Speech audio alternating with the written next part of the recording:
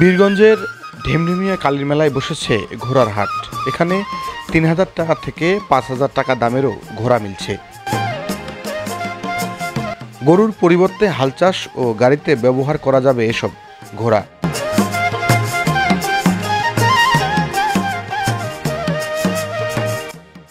ঠাকুরগাঁও পুরাতন bus stand থেকে পূর্বে রাস্তা দিয়ে গড়াইয়া বাজার, এরপরে কিছু দূর গেলেই দেখা মিলবে ঐতিহ্যবাহী ঢেমঢেমিয়া কালীর মেলা। সেই মেলা থেকে আরেকটু দূরে পূর্ব দিকে গেলেই দেখা পাবেন ঘোড়ার হাট।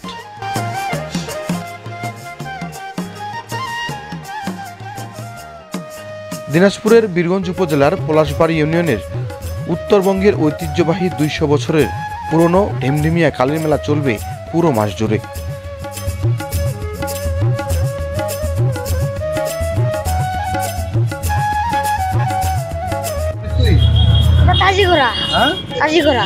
অন্য ঘোড়ার মধ্যে এই ঘোড়ার মধ্যে পার্থক্যটা কি?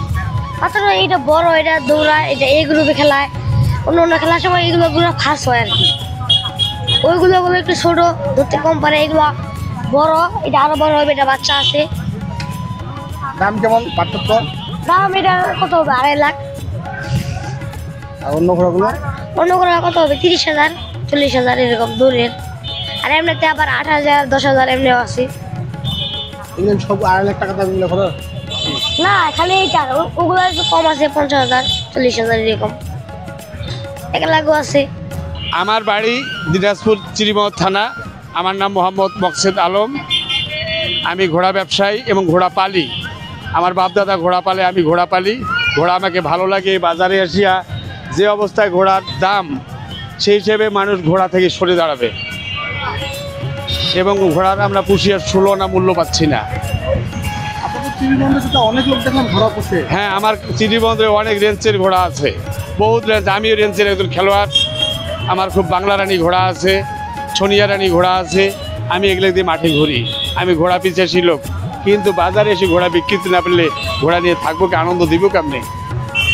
দাম কেমন কত মনে হয়?